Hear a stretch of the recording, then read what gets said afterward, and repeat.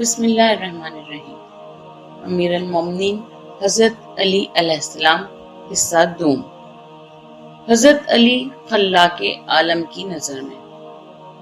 خلاق عالم نے خلقت کائنات سے قبل نور علوی کو نور نبوی کے ساتھ پیدا کیا، پھر مسجود و ملائکہ قرار دیا، پھر جبرائیل کا استاد بنایا، پھر انبیاء کے ساتھ اپنی طرف سے مددگار بنا کر بھیجا۔ حدیث قدسی اور مدینۃ المعاجز صفحہ 19 طبع ایران۔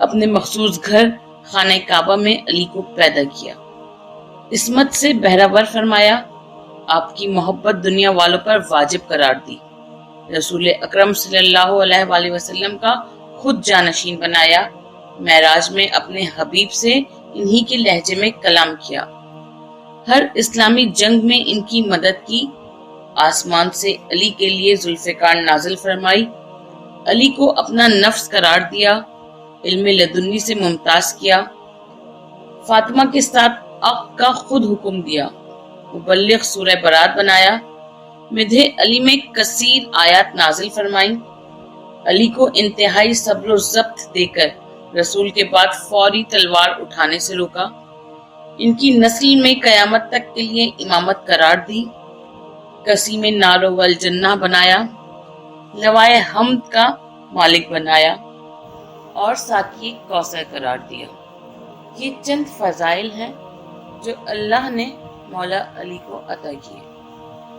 حضرت علی رسول خدا کی نگاہ میں فخر موجودات حضرت محمد مصطفیٰ صلی اللہ علیہ وآلہ وسلم نے علی کے کعبے میں پیدا ہوتے ہی منہ میں اپنی زبان دی، علی کو اپنا لعاب دہن چسایا، پرورش اور پروداخ خود کی، دعوت ذوالعشیرہ کے موقع پر جبکہ علی کی عمر 10 یا 14 سال کی تھی، اپنا وصی، جانشین اور خلیفہ بنایا، دامادی کا شرف بخشا، بت شکنی کے وقت علی کو اپنے کندھے پر سوار کیا، جنگ خندق میں آپ کے کل ایمان ہونے کی تصدیق کی، علم و حکمت سے بہرہور کیا، امیر المومنین کا خطاب دیا، آپ کی محبت ایمان اور آپ کا بغض کفر قرار دیا، علی کو اپنا نفس قرار دیا، شب ہجرت آپ نے اپنے بستر پر جگہ دی، آپ پر بھروسہ کر کے فرمایا کہ امانت وغیرہ تم ادا کرنا، علی کو مخصوص قرار دیا کہ وہ غار میں کھانا پہنچائیں۔ 18 ذی الحج کو آپ کی خلافت کا 1,24,000 اصحاب کے مجمع میں بامقام غدیر قم اعلان فرمایا، وفات کے قریب جانشینی کی دستاویزات لکھنے کی کوشش کی، آپ کی مدح اور ثنا میں بے شمار احادیث فرمائی، آپ کو حکم دیا کہ میرے بعد فوری جنگ نہ کرنا، موقع ہاتھ آنے پر منافقوں سے جنگ کرنا تاکہ حکم خدا کی تکمیل ہو سکے جو کہ میرے لیے ہے۔ نیابت رسول صلی اللہ علیہ وآلہ وسلم۔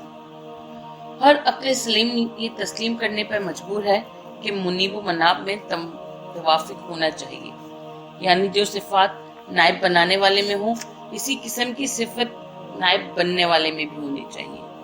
اگر نائب بنانے والا نور سے پیدا ہوا تو جانشین کو بھی نوری ہونا چاہیے، اگر وہ معصوم ہو تو اسے بھی معصوم ہونا چاہیے، اگر اسے خدا نے بنایا ہو تو اسے بھی بحکم خدا ہی بنایا گیا ہو۔ حضرت علی چونکہ حضرت محمد مصطفیٰ صلی اللہ علیہ وآلہ وسلم کی جانشین تھے، لہٰذا ان میں نبوی صفات کا ہونا ضروری تھا۔ یہی وجہ ہے کہ جن صفات کے حامل سرور کائنات صلی اللہ علیہ وآلہ وسلم تھے، انہی صفات سے حضرت علی علیہ السلام بھی بہرہور تھے۔ جانشین بنانے کا حق صرف خدا کو ہے۔ قرآن مجید کے پارہ 20 رکوع 7 سطر 10 میں بصراحت موجود ہے کہ خلیفہ اور جانشین بنانے کا حق صرف خداوند کریم کو ہے۔ یہی وجہ ہے کہ اس نے تمام انبیاء کا تقرر خود کیا اور ان کے جانشین کو خود مقرر کرایا۔ اپنے کسی نبی تک کو یہ حق نہیں دیا کہ وہ بطور خود اپنے جانشین مقرر کر دے، جائے کہ امت کو اختیار دینا کہ اجماع سے کام لے کر منصب الہیہ پر کسی کو بھی فائز کر دے، اور یہ ہو بھی نہیں سکتا تھا کیونکہ تمام امت خطا کار ہے اور خطا کاروں کا اجماع نہ ثواب بن سکتا ہے اور نہ خطائیوں کا مجموعہ معصوم ہو سکتا ہے، اور جانشین رسول کا معصوم ہونا اس لیے ضروری ہے کہ رسول معصوم تھے۔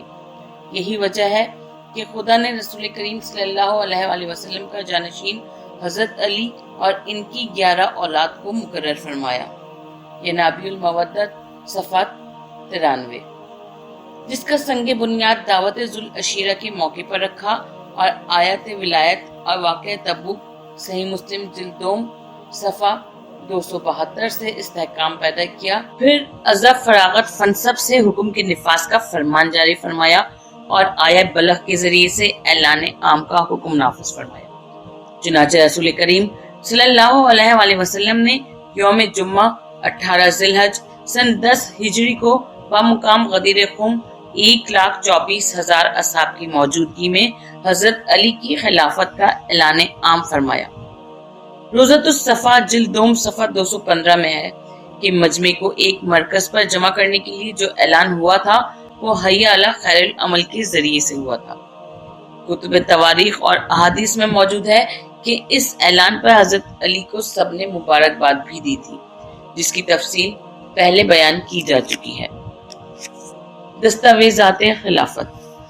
سرور کائنات صلی اللہ علیہ وآلہ وسلم نے ابتدائے اسلام سے لے کر زندگی کے آخری ایام تک حضرت علی کی جانشینی کا بار بار مختلف انداز و عنوان سے اعلان کرنے کے بعد بوقت وفات یہ چاہا کہ اسے دستاویزی شکل دے دیں، لیکن چند لوگوں نے بنی بنائی اسکیم کے تحت رسول اکرم صلی اللہ علیہ وآلہ وسلم کو کامیاب نہ ہونے اور ان کے آخری فرمان قلم و دوات کی طلبی کو بکواس اور ہذیان سے تعبیر کر کے انہیں مایوس کر دیا، جس کے متعلق آپ کا خود بیان ہے کہ جب حضرت صلی اللہ علیہ وآلہ وسلم نے اپنے مرض الموت میں حق کو چھوڑ کر باطل کی طرف جانا چاہا تاکہ علی کے نام کی صراحت کر دیں، تو خدا کی قسم میں نے حضرت صلی اللہ علیہ وآلہ وسلم کو منع کر دیا اور حضرت علی کے نام کو تحریراً ظاہر نہ کر سکے۔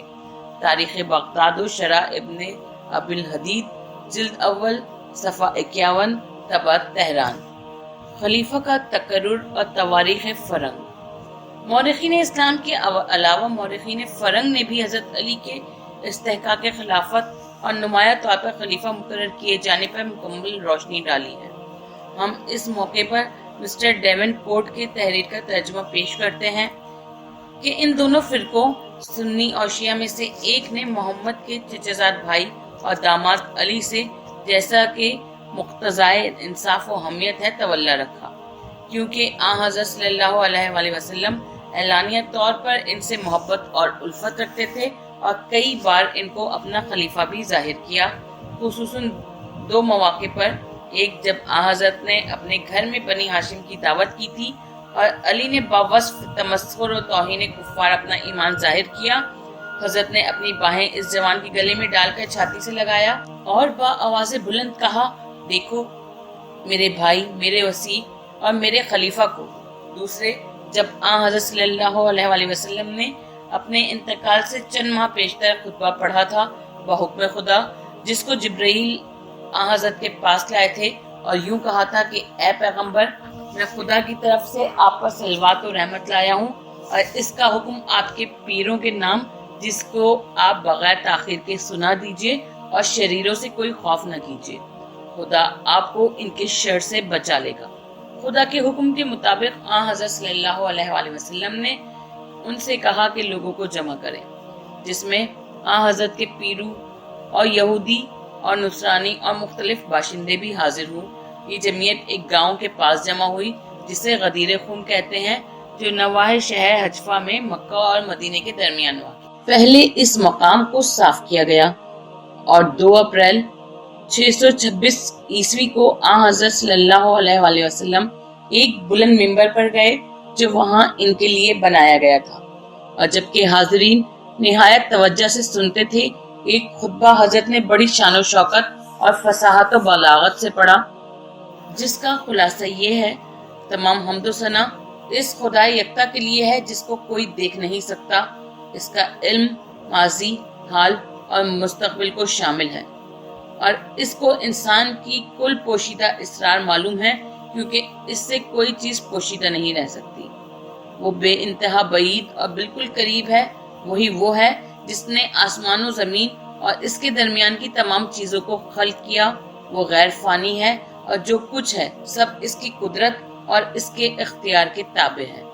اس کی رحمت اور اس کا فضل سب کے شامل حال ہے، اور وہ جو کرتا ہے مصلحت سے کرتا ہے۔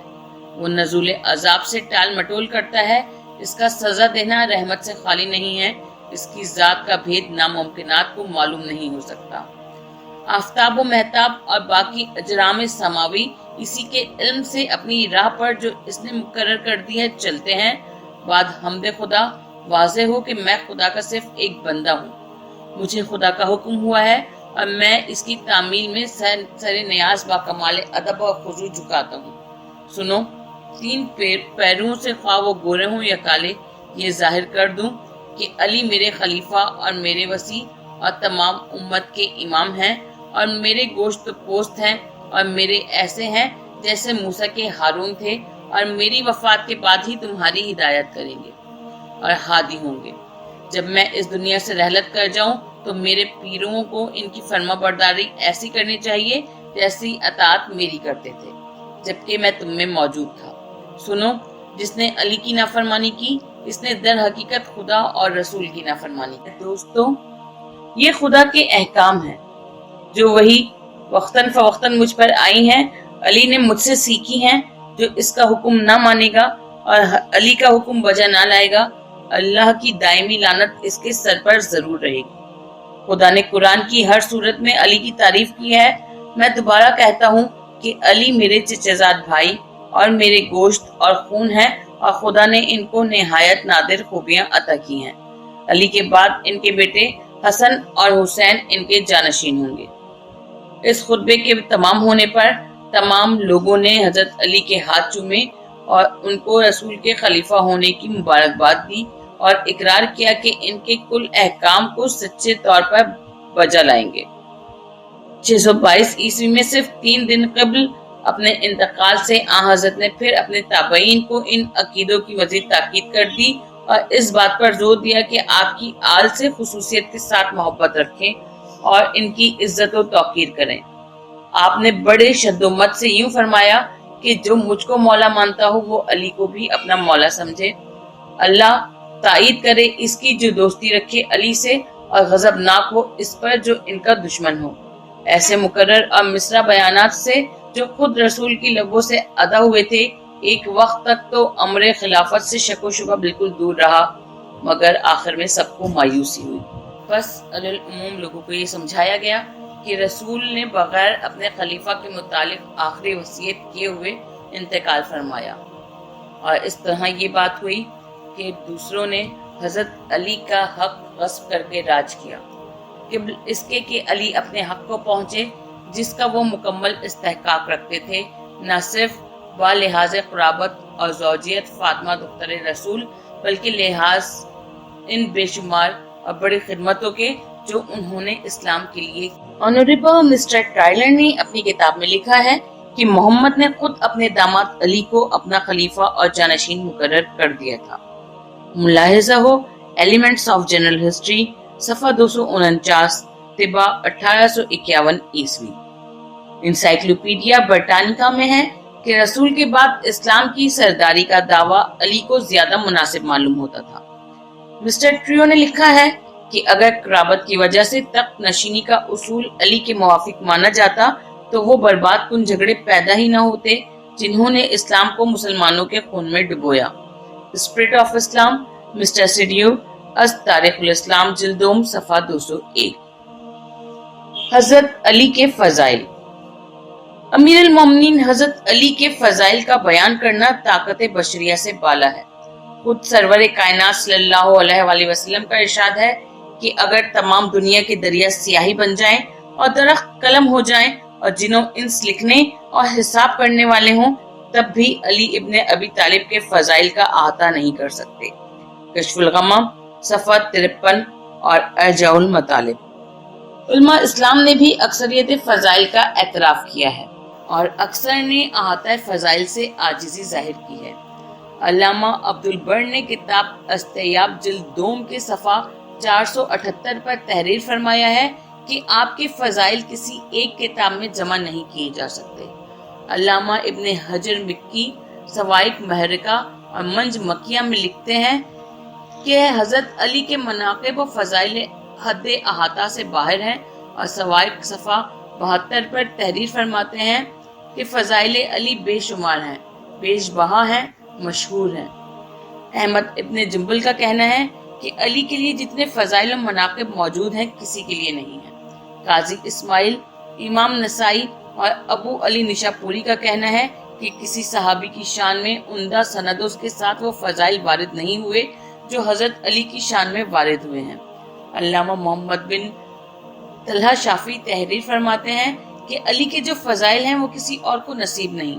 رسول اللہ نے آپ کو آیات الہدا، منار الایمان اور امام الاولیاء فرمایا ہے، اور ارشاد کیا ہے کہ علی کا دوست میرا دوست ہے اور علی کا دشمن میرا دشمن ہے۔ مطالب الرسول صفحہ 57۔ علامہ ابن حجر لکھتے ہیں کہ قرآن مجید میں جہاں یا ایھا الذین آمنوا آیا ہے وہاں ایمانداروں سے مراد لیے جانے والوں میں علی کا درجہ سب سے پہلا ہے۔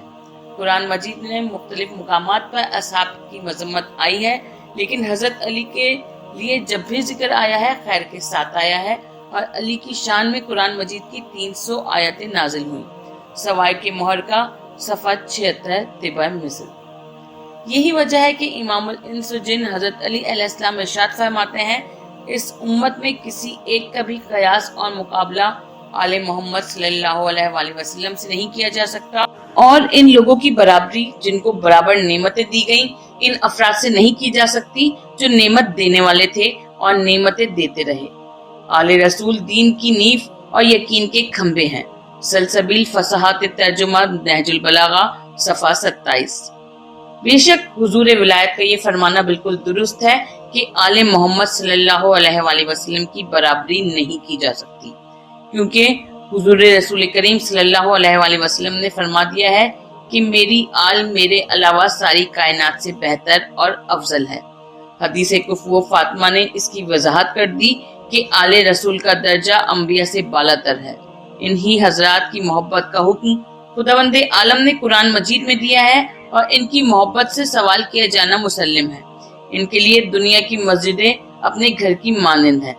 در منشور و مطالب الاصول صفحہ 59۔ اہل بیت میں حضرت علی کا پہلا درجہ ہے، اور یہ مانی ہوئی بات ہے کہ جو فضیلت علی کی ہے اس میں تمام ائمہ مشترک ہیں۔ آپ کو خدا نے قسیم النار والجنہ بنایا۔ سوائق محرکہ صفحہ 75۔ آپ کے چہرے کو دیکھنا عبادت ہے، اور آپ کو خدا نے قسیم نار والجنہ بنایا۔ نور الابصار ینابی صفحہ 90 اور سوائق محرکہ صفحہ 73۔ آپ کے حکم کے بغیر کوئی جنت میں نہیں جا سکتا۔ علامہ ابن حجر مکی تحریر فرماتے ہیں کہ حضرت ابو بکر نے ارشاد فرمایا ہے کہ میں نے رسول اللہ کو یہ کہتے ہوئے سنا ہے کہ کوئی شخص بھی صراط پہ سے گزر کر جنت میں نہ جا سکے گا جب تک علی کا دیا ہوا پروانہ جنت اس کے پاس نہ ہوگا۔ سوائق محرکہ صفحہ 75 طبع مصر۔ آپ کو حق کے ساتھ اور حق کو آپ کے ساتھ ہونے کی بشارت دی گئی ہے۔ آپ کو رسول اکرم نے با مواقع مواقعات اپنا بھائی قرار دیا۔ آپ کے لیے 2 بار آفتاب پلٹا۔ شواہد نبوہ صفحہ 87 میں ہے کہ جنگ خیبر کے سلسلے میں با مقام صحابہ جب وحی کا نزول ہونے لگا اور سر رسول علی کے زانو پر تھا اور آفتاب غروب کر گیا تھا، اس وقت آپ نے علی کو حکم دیا کہ آفتاب کو پلٹا کر نماز ادا کریں۔ چنانچہ آفتاب غروب ہونے کے بعد پلٹا اور علی نے نماز ادا کی۔ اسی کتاب کے صفحہ 176 پر نیز کتاب سفینۃ البحار جلد اول صفحہ 57 اور مجموع البحرین صفحہ 232 میں ہے کہ وفات رسول کے بعد حضرت علی بابل جاتے وقت جب فرات کے قریب پہنچے تو اصحاب کی نماز عصر قضا ہو گئی۔ آپ نے آفتاب کو حکم دیا کہ پلٹ آئے، چنانچہ وہ پلٹا اور اصحاب نے نماز عصر ادا کی۔ نسیم الریاض شرح شفا قاضی ایاز وغیرہ میں ہے کہ ایک مرتبہ آپ کا ایک ذاکر آپ کے ذکر میں مشغول تھا کہ نماز عصر قضا ہو گئی۔ اس نے کہا، اے آفتاب پلٹا کہ میں اس کا ذکر کر رہا ہوں جس کے لیے تو 2 بار پلٹ چکا ہے۔ چنانچہ آفتاب پلٹا اور اس نے نماز ادا کی۔ شواہد نبوہ کے صفحہ 219 میں ہے کہ علی مجسم حق تھے اور ان کی زبان پر حق ہی جاری ہوتا تھا۔ امام شافعی ارشاد فرماتے ہیں جو مسلمان اپنی نماز پر ان پر درود نہ بھیجے اس کی نماز صحیح نہیں ہے۔ حضرت علی کی علمی حیثیت۔ امام شافعی ابن عباس سے روایت کرتے ہیں کہ علم و حکمت کے 10 درجوں میں سے 9 حضرت علی کو ملے ہیں اور 10ویں درجے میں تمام دنیا کے علماء ہیں اور اس میں بھی حضرت علی کو اولیت اور فوقیت حاصل ہے۔ ابو الفدا کا بیان ہے کہ حضرت علی علم الناس بالقرآن والسنن تھے، یعنی تمام علوم سے زیادہ انہیں حدیث و قرآن کا علم تھا۔ خود رسول اکرم صلی اللہ علیہ وآلہ وسلم نے بھی حضرت علی کے علمی مدارج پر بار بار روشنی ڈالی ہے۔ کبھی آپ نے فرمایا انا مدینۃ العلم و علی بابھا، کبھی کہا انا دار الحکمہ و علی بابھا، اور کبھی آپ نے ارشاد فرمایا علامہ امتی علی ابن ابی طالب۔ حضرت علی نے بھی اپنے بارے میں ارشاد فرمایا کہ علمی نقطہ نظر سے میرا مرتبہ کیا ہے۔ چنانچہ ایک مقام پر آپ نے فرمایا کہ رسول اللہ صلی اللہ علیہ وآلہ وسلم نے مجھے علم کے 1000 باب تعلیم فرمائے اور میں نے ہر باب سے 10,000 باب پیدا کیے۔ ایک مقام پر ارشاد فرمایا کہ رسول اللہ نے مجھے علم اس طرح بھرا ہے جس طرح کبوتر اپنے بچے کو دانا بھرتا ہے۔ ایک مقام پر فرمایا جو پوچھنا چاہو وہ میری زندگی میں ہی مجھ سے پوچھ لو، ورنہ پھر تمہیں علمی معاملات سے بہرہ مند کرنے والا کوئی نہ ملے گا۔ ایک مقام پر فرمایا آسمان کے بارے میں مجھ سے پوچھو، زمین کے راستوں سے زیادہ مجھے آسمانی راستوں کا علم ہے۔ ایک موقع پر فرمایا اگر میرے لیے مسند قضا بچھا دی جائے تو میں توریت والوں کو توریت سے، انجیل والوں کو انجیل سے، زبور والوں کو زبور سے اور قرآن والوں کو قرآن سے فیصلہ کر کے دوں گا۔ ایک موقع پر آپ نے فرمایا کہ خدا کی قسم مجھے علم ہے کہ قرآن کی کون سی آیت کہاں نازل ہوئی، اور میں یہ بھی جانتا ہوں کہ دن میں کون سی آیت نازل ہوئی، رات میں کون سی آیت اتری، کون سی خشکی میں نازل ہوئی اور کون سی تری میں نازل ہوئی۔ علماء کا بیان ہے کہ ابن عباس نے ایک رات حضرت علی سے یہ خواہش ظاہر کی کہ بسم اللہ کی تفسیر بیان فرمائے۔ چنانچہ آپ نے پوری رات تفسیر بیان کی اور جب صبح ہو گئی تو فرمایا اے ابن عباس، میں بسم اللہ کی تفسیر اتنی بیان کر سکتا ہوں کہ اس کی تحریر 70 اونٹوں پر بار ہو جائے۔ بس مختصر یہ سمجھ لو کہ جو قرآن میں ہے وہ سورہ حمد میں ہے، جو سورہ حمد میں ہے وہ بسم اللہ الرحمن الرحیم میں ہے، اور جو بسم اللہ الرحمن الرحیم میں ہے وہ بائے بسم اللہ میں ہے، اور جو بائے بسم اللہ میں ہے وہ اس نقطے میں ہے جو بے کے نیچے دیا جاتا ہے، اور اے ابن عباس وہ نقطہ میں ہوں۔ علامہ شیخ سلیمان قندوری لکھتے ہیں کہ بسم اللہ کی تفسیر سن کر ابن عباس نے کہا خدا کی قسم میرا اور تمام صحابہ کا علم علی کے علم کے مقابلے میں اس طرح ہے جیسے 7 سمندروں کے مقابلے میں پانی کا ایک قطرہ۔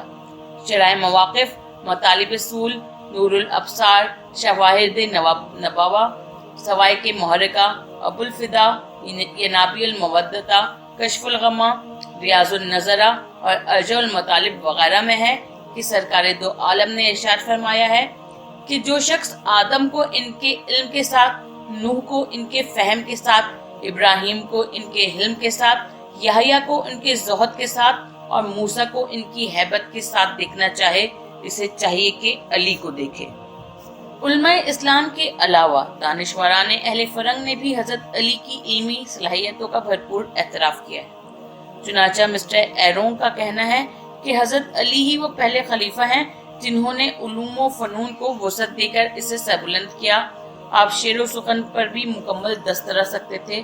آپ کے حکیمانہ مقولے ہزاروں کی تعداد میں لوگوں کی زبانیں زد ہیں اور مختلف زبانوں میں ان کے ترجمے بھی ہو چکے ہیں۔ خلفائے رسول صفحہ 178۔ اوکلی کا بیان ہے کہ علی کی عقل اور حکمت و دانائی کی شہرت تمام مسلمانوں میں بالاتفاق ہے، جس کو سب تسلیم کرتے ہیں۔ آپ کے 100 کلمات ابھی تک محفوظ ہیں جن کا عربی سے ترکی زبان میں ترجمہ ہو چکا ہے۔ آپ کا دیوان بھی ہے جس کا نام انوار الاقوال ہے۔ آپ کی مشہور ترین تصنیف جفر و جامہ ہے جو ایک بعید الفہم رسم الخط میں اعداد ہندسوں پر مشتمل ہے، اور یہ ہندسے ان تمام عظیم الشان واقعات کی نشاندہی کرتے ہیں جو ابتدائے اسلام سے قیامت تک ظہور پذیر ہونے والے ہیں، مگر یہ تصنیف صرف آپ کے خاندان میں ہے اور یہ پڑھی نہیں جا سکتی۔ البتہ امام جعفر صادق علیہ السلام اس کے کچھ حصوں کی تشریح اور تفسیر کر چکے ہیں اور 12ویں امام اس کی تشریحات کو مکمل کریں گے۔ تاریخ عرب اوکلی صفحہ 332۔ آپ کی تنصیفات بے شمار ہیں، جن میں سے کچھ کی فہرست اعیان شیعہ میں اس طرح مرقوم ہے: تنزیل کے مطابق قرآن مجید کو حضرت علی نے جمع کیا اور اس کے اسباب، نزول آیات اور مقامات کا بھی ذکر کیا۔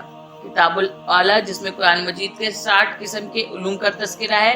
کتاب جامع، کتاب جفر، صحیفۃ الفرائض، کتاب فی زکوٰۃ، ابواب الفقہ، کتاب الفقہ، مالک اشتر کے نام تحریری ہدایت، محمد بن حنفیہ کے نام وصیت، مسند علی، صحیفہ الویہ۔ ان کتابوں کے علاوہ مختلف علماء نے جن کتابوں میں آپ کا کلام جمع کیا ہے، ان میں نہج البلاغہ، مائت الکلمہ، دستور المعلم الحکم، ممیات علی، قلائد الحکم و فرائد القلم، جواہر المطالب، امثال الامام علی ابن ابی طالب اور صفین وغیرہ کافی مشہور ہیں۔ ان کے علاوہ اشرف العلوم آپ ہی کے کلام سے ماخوذ ہے۔ یہ کتاب علم الہیات سے متعلق ہے اور آپ ہی اس کی ابتدا اور انتہا ہے۔ علماء کرام نے اس بات کی صراحت بھی کی ہے کہ علم کلام، علم خطابت، علم فصاحت و بلاغت، علم اشعار، علم عروض و قوافی، علم ادب، علم کتابت، علم فلسفہ، علم منطق، علم ہندسہ، علم نجوم، علم حساب اور علم طب وغیرہ میں امیر المومنین کو انتہائی کمال حاصل تھا۔ حضرت علی کی علمی مرکزیت۔ علامہ ابن ابو الحدید، علامہ ابن شہر آشوب، علامہ ابن طلحہ شافعی اور علامہ اربیلی تحریر فرماتے ہیں کہ اشرف العلوم علم الحیات ہے اور یہ حضرت علی ہی کے کلام سے اقتباس کیا گیا ہے اور آپ ہی اس کی ابتدا اور انتہا ہیں۔ عقائد کے اعتبار سے اسلام میں جو مختلف فرقے ہیں، ان میں معتزلہ بھی ہے اور اس فرقے کا بانی اور اصل ابن عطا ہے، جو ابو ہاشم کا شاگرد تھا اور وہ اپنے باپ محمد بن حنفیہ کا شاگرد تھا اور محمد حضرت علی کے شاگرد تھے۔ دوسرا فرقہ اشعریہ ہے، جو ابو الحسن اشعری کی طرف منسوب ہے اور وہ شاگرد تھا ابو علی جبائی کا، جو مشائخ معتزلہ سے تھا۔ اس کی انتہا بھی حضرت علی تک قرار پاتی ہے۔ تیسرا فرقہ امام زیدیہ ہے، اس کا حضرت علی کی طرف منسوب ہونا بالکل واضح ہے۔ اسلامی علوم میں علم فقہ بھی ہے اور اسلام کا ہر فرقہ اور مجتہد حضرت ہی کا شاگرد ہے۔ چنانچہ اہل سنت میں 4 فرقے ہیں: مالکی، حنفی، شافعی اور حنبلی۔ مالکی فرقے کے بانی امام مالک شاگرد تھے ربیعۃ الرائی کے، اور وہ شاگرد تھے اکرمہ کے، اور وہ شاگرد تھے ابن عباس کے، اور وہ شاگرد تھے حضرت علی کے۔ دوسرا فرقہ حنفی کا بانی ابو حنیفہ ہے، یہ شاگرد تھے امام محمد باقر کے اور امام جعفر صادق کے، اور یہ شاگرد تھے امام زین العابدین کے، اور امام عابد شاگرد تھے امام حسین کے، اور وہ شاگرد تھے حضرت علی کے۔ تیسرے فرقے کے بانی امام شافعی شاگرد تھے امام محمد کے، اور وہ شاگرد تھے امام ابو حنیفہ کے۔ چوتھے فرقے کے بانی امام احمد ابن حنبل شاگرد تھے امام شافعی کے۔ اس طرح ان کا فرقہ بھی حضرت علی کا شاگرد ہوا۔ اس کے علاوہ صحابہ کے فقہ و حضرت عمر بن عبداللہ ابن عباس تھے اور دونوں نے علم فقہ حضرت علی سے ہی سیکھا۔ ابن عباس کا شاگرد حضرت علی ہونا تو واضح اور مشہور ہے۔ رہے حضرت عمر، تو ان کے بارے میں بھی سب کو علم ہے کہ باکثرت مسائل میں جب ان کی عقل و فہم اور راہ چارہ و تدبیر بند ہو جایا کرتی تھی تو وہ حضرت علی کی طرف رجوع کرتے اور حضرت علی ہی سے مشکل کشائی کی درخواست کیا کرتے۔ ان کا بار بار یہ کہنا کہ اگر علی نہ ہوتے تو عمر ہلاک ہو جاتا، اور یہ فرمانا کہ خدا وہ وقت نہ لائے کہ میں کسی علمی مشکل میں مبتلا ہو جاؤں اور علی موجود نہ ہو۔ اس کے علاوہ یہ کہنا کہ جب علی مسجد میں موجود ہوں تو کوئی فتویٰ دینے کی جرت نہ کرے، یہ ثابت کرتا ہے کہ حضرت عمر کی فقہی حد سے حضرت علی تک منتہی ہوتی ہے۔ حضرت علی ہی وہ ہیں جنہوں نے اس عورت کے مقدمے میں منصفانہ فتویٰ دیا جس نے 6 مہینے میں بچہ جنا تھا اور زناکار حاملہ عورت کے معاملے کو طے فرمایا تھا، جس کے رجم کا فتویٰ حضرت عمر دے چکے تھے۔ اسلامی علوم میں تفسیر قرآنی کا علم بھی ہے، یہ علم بھی حضرت علی ہی سے حاصل کیا گیا ہے۔ جو شخص تفسیر کی کتابیں دیکھے اسے آسانی سے اس دعوے کی صحت معلوم ہو جائے گی، کیونکہ تفسیر کے مطالب زیادہ تر حضرت علی اور عبداللہ ابن عباس ہی سے منقول ہیں اور عبداللہ ابن عباس کا شاگرد حضرت علی ہونا مشہور و معروف ہے۔ لوگوں نے عبداللہ ابن عباس سے ایک دفعہ پوچھا کہ حضرت علی کے علم کے مقابلے میں آپ کا علم کتنا ہے؟ فرمایا جتنا ایک بحر زرخار کے مقابلے میں ایک چھوٹا قطرہ ہو سکتا ہے۔ اسلامی علوم میں علم طریقت اور حقیقت اور اصول تصوف بھی ہے، اور تم کو معلوم ہونا چاہیے کہ اس فن کے جملہ علماء اور ماہرین نے اپنے کو حضرت کی طرف ہی منسوب کیا ہے اور حضرت ہی تک اپنے سلسلے کو منتہی قرار دیتے ہیں۔ اس کی صراحت ان لوگوں سے بھی کی ہے جو فرقہ صوفیہ کے امام اور پیشوا مانے گئے، جیسے شبلی، جنید، سری، ابو یزید ستامی، معروف کرخی، صوفی غرقہ، صوفی کو علی ہی کو کا شعار قرار دیتے ہیں۔ علوم عربیہ میں علوم نحو بھی ہے۔ دنیا کے ماہرین کو علم ہے کہ اس علم کے بانی حضرت علی ہیں، آپ ہی نے اس کی ایجاد کی ہے، آپ ہی نے اس کے قواعد و ضوابط مدون فرمائے ہیں۔ آپ نے اس علم کے اصول و جوامع کی تعلیم ابو الاسود ویلی کو دی اور اس کے قوانین مرتب دینے کا طریقہ سکھایا۔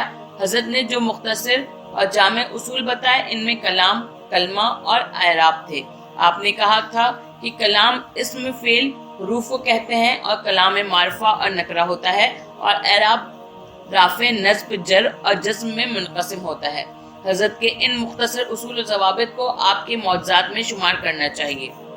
شرح ابن ابی الحدید جلد اول صفحہ 7، مطالب اصول صفحہ 98، کشف الغمہ صفحہ 54، مناقب جلد دوم صفحہ 66۔ اس کے علاوہ علم قرآن، علم قرات، علم فرائض، علم کلام، علم خطابت، علم فصاحت و بلاغت، علم شعر، علم عروض، علم شعر، علم عروض اور قوافی، علم ادب، علم کتابت، علم تعبیر خواب، علم فلسفہ، علم ہندسہ، علم نجوم، علم حساب، علم طب، علم منطق و تیر وغیرہ میں آپ کو انتہائی کمال حاصل تھا۔ مناقب جلد دوم صفحہ 213۔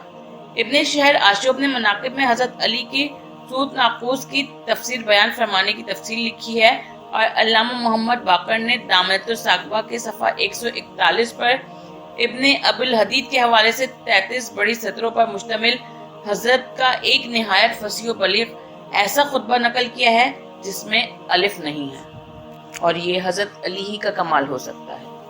اللہم صلی علی محمد وعلی محمد واجل فرجہم اجمعین۔